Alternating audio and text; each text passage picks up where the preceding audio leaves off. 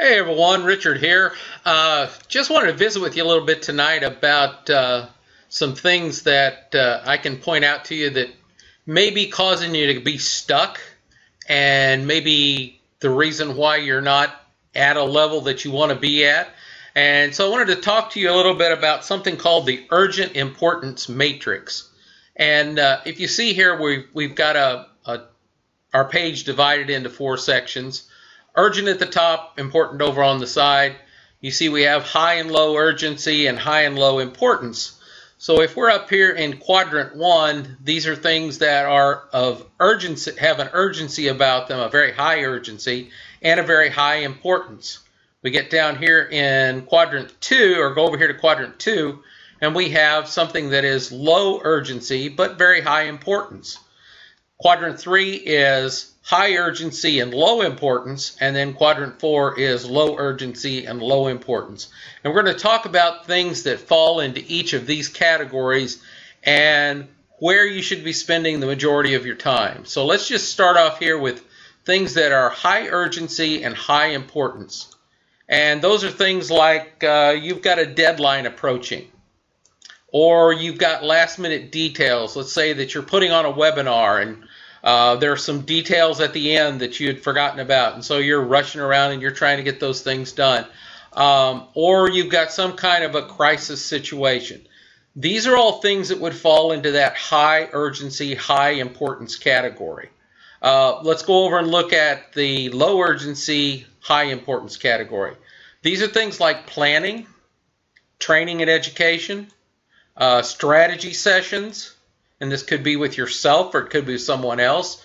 Creation, it could be creation of a blog post or a video or a post on your Facebook page, or it could be creation of a new product that you want to get out onto the market.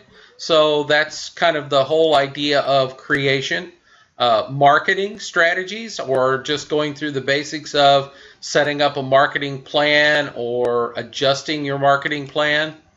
Relationship building. This can be touching base with leads. This could be going to networking events, all of those kinds of things. So we get down here into the low importance, high urgency, trivial requests from others, your favorite TV show, majority of your email, work from home distractions. So over here in quadrant 4, low urgency, low importance, procrastination, cleaning off your desk. I'm not one that puts a high importance on having a clean desk, but maybe you are. But some people spend an inordinate amount of time keeping their desk clean too. Making sure all your pencils are sharpened. Obsessing about your emails. You might be surprised to find out that in corporate America today, the average worker looks at their emails not 36 times a day, but 36 times an hour. Taking long breaks, computer games, and web surfing. So let's kind of take a look at each of these categories and see how we should react to the things that are in them. So if we get up here into this high urgency, high importance, obviously these things are important. You've got a deadline approaching, last minute details, crisis situation. So what you need to do is you need to, in order to respond to those, you have to prioritize according to their relative urgency. In other words, you have to address the most urgent thing first, the second most urgent thing next, and the third most urgent thing after that. And if you've got a whole day full of high urgent, high important things on your to-do list, you're not going to get a lot else done.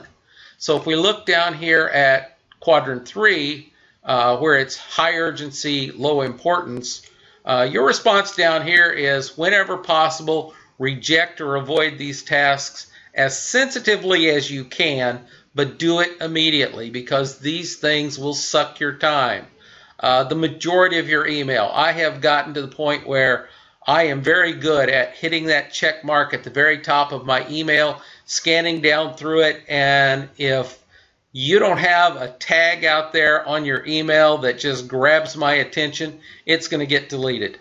I can pull out the ones that I know are important, and once I've done that, then they're set aside until later in the day. I don't even address them at that point. I clear out all the junk.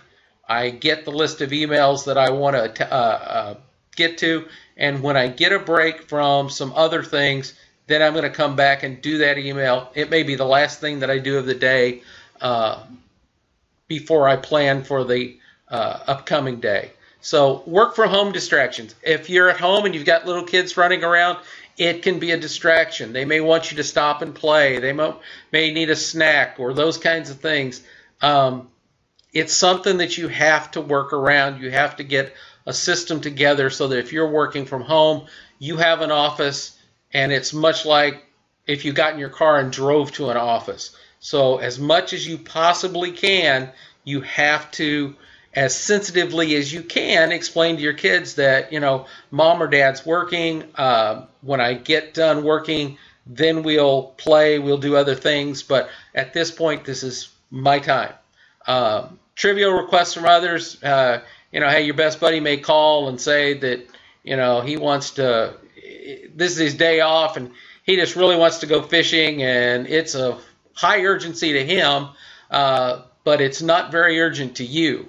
So again, if it interferes with what you've got planned for your business, then you've got to, until you get to a point in your business where, hey, you can just kick off whenever you want, you've got to say, sorry, bud, but some other time. Quadrant 4. This is the killer. These are non-productive, non-motivational. You need to minimize or just cut these things out altogether. Nobody says you can't take a break, but sometimes those breaks wind up being an hour, 2 hours, 3 hours. That's a form of procrastination. Maybe you've got a list of leads that you really need to call, but you're one of those people that has that phone phobia where the phone weighs 600 pounds and you really don't want to pick it up. So that's when you'll spend your time cleaning your desk and sharpening your pencils and obsessing over your emails, or distracting yourself with computer games or web surfing. And the big problem is, most people, what happens if they're in a standstill in their business, they're spending the majority of their time down here in Q4. And the time they spend down here in Q4 is why they then have to spend time up here in Q1, because they've wasted so much time down here in quadrant 4 with all of these things that really have absolutely no productive benefit whatsoever to your business, that now you've put off things to the point that, this stack or this list of leads that you need to call, they are not an urgent matter. They're not a they're highly important, but they don't hit that urgency category until they're past 24 hours to 48 hours old. Now they're getting far enough down the line that, okay, the high urgency is kicked in. If we did them on a daily basis and did them over here in Q2, they are important, but they're certainly not urgent because I am addressing those in a timely manner. So if we look at Q2, this is what is critical to your success, and the majority of your time, 80% or more of your time, really should be spent here in Q2. If you can get to the point where you are spending 80% of your time or more here in Q2 doing things like planning, education and training, strategizing, creation, marketing, relationship building, these are the things that are going to make you have a successful business. So this is where you need to concentrate your time, and this is where the successful business owners concentrate their time.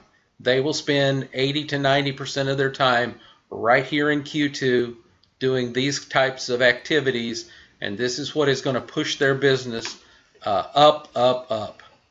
If you get stuck down here in Q4, then you got to spend time up here in Q1, and absolutely, if you bounce back and forth between these two things, that's when you're going to find your business at a stalemate, or even basically no business at all. So this is the urgent importance matrix. I hope this has been of benefit to you, and I will talk to you later. Thanks, everyone. Have a great evening. Bye-bye.